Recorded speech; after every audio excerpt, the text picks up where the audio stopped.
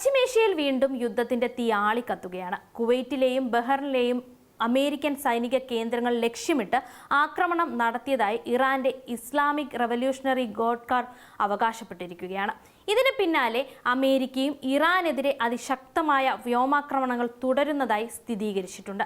Hormuz കടലിടുക്ക്, American സൈനിക താവളങ്ങൾ, ട്രംപിന്റെ കടുത്ത മുന്നറിയിപ്പ്, സമാധാന ശ്രമങ്ങൾ ഇവയൊക്കെയാണ് ഇപ്പോൾ പശ്ചിമേഷ്യയിൽ നടക്കുന്നത്. ചൊവ്വാഴ്ച പുറത്തുവിട്ട ഔദ്യോഗിക പ്രസ്താവനയിലാണ് IRGC കുവൈറ്റിലെയും ബഹ്റിനിലെയും അമേരിക്കൻ സൈനിക കേന്ദ്രങ്ങൾ ലക്ഷ്യമിട്ട് ആക്രമണം നടത്തിയതായി അറിയിച്ചത്.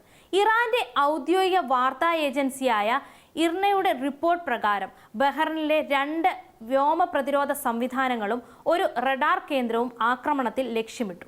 അതേസമയം കുവൈറ്റിൽ മിസൈൽ പ്രതിരോധ സംവിധാനങ്ങൾ, റഡാർ ശൃംഖലകൾ, സാറ്റലൈറ്റ് റിസപ്ഷൻ സംവിധാനങ്ങൾ എന്നിവയും ആക്രമണ പരിധിയിലുണ്ടായിരുന്നുവെന്നാണ് റിപ്പോർട്ട്.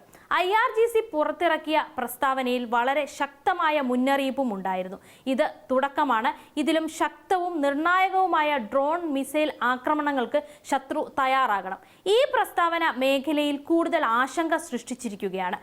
ഇറാന്റെ ആക്രമണങ്ങൾക്ക് പിന്നാലെ അമേരിക്കൻ സെൻട്രൽ കമാൻഡ് ഇറാനെതിരെ തുടർച്ചയായ 10ാം രാത്രിയും വ്യോമാക്രമണം നടത്തിയതായി അറിയിച്ചു.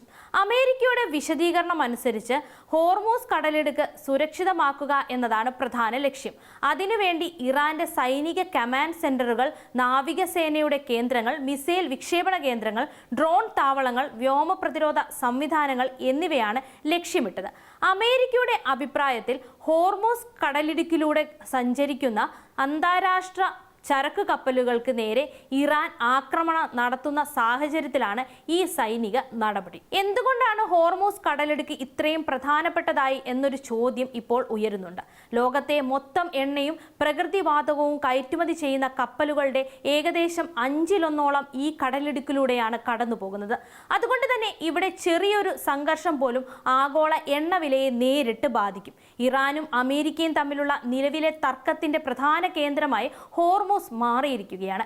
ഈ കടലിടുക്ക് അടയ്ക്കുമെന്ന ഭീഷണി ഉയർന്നാൽ ലോക സമ്പദ് വ്യവസ്ഥയ്ക്ക് വലിയ ആഘാതമുണ്ടാക്കുമെന്നാണ് വിദഗ്ധർ പോലും ചൂണ്ടിക്കാണിക്കുന്നത്. ഇതിനിടെ മറ്റൊരു നിർണായക സംഭവ വികാസവും നടന്നു. കുവൈറ്റ്, ജോർദാൻ, ബഹ്റിൻ എന്നിവിടങ്ങളിലെ അമേരിക്കൻ സൈനിക കേന്ദ്രങ്ങൾക്കു നേരെ നടന്ന ആക്രമണങ്ങളിൽ ഒരു അമേരിക്കൻ സൈനികൻ കൂടി കൊല്ലപ്പെട്ടതായി റിപ്പോർട്ടുകളുണ്ട്. ഇതോടെ കൊല്ലപ്പെട്ട അമേരിക്കൻ സൈനികരുടെ എണ്ണം 17ആയി ഉയർന്നുവെന്നാണ് അമേരിക്കൻ വൃത്തങ്ങൾ വ്യക്തമാക്കുന്നത്. ഇതോടെയാണ് അമേരിക്ക ആക്രമണം കൂടുതൽ ശക്തമാക്കിയത്.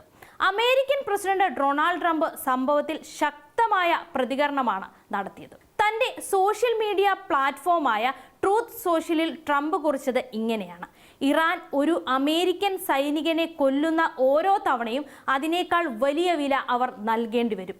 ഈ മുന്നറിയിപ്പിന് പിന്നാലെ അമേരിക്കയുടെ സൈനിക നീക്കങ്ങൾ കൂടുതൽ ശക്തമായതായാണ് വിലയിരുത്തൽ. എന്നാൽ യുദ്ധത്തിനിടയിൽ സമാധാനത്തിനായുള്ള നീക്കങ്ങൾ പൂർണ്ണമായും അവസാനിച്ചിട്ടില്ല. ഇറാന്റെ ആഭ്യന്തരമന്ത്രി ഇസ്കന്ദർ മൊമേനി പാകിസ്ഥാൻ സന്ദർശിച്ചതാണ് ഇതിലെ പ്രധാന സംഭവം.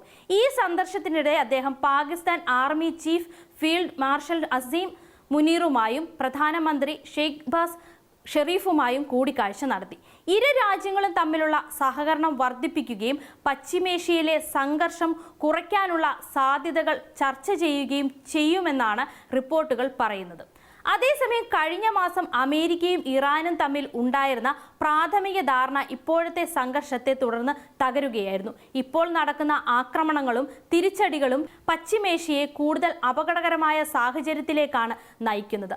ഹോർമൂസ് കടലിടുക്കിന്റെ സുരക്ഷ, ആഗോള എണ്ണ വിപണി, അമേരിക്ക-ഇറാൻ ബന്ധം, ഗൾഫ് മേഖലയിലെ സ്ഥിരത ഇവയെല്ലാം അടുത്ത ദിവസങ്ങളിൽ ലോകം ഉറ്റുനോക്കേണ്ട വിഷയങ്ങളായി മാറിയിരിക്കുകയാണ്.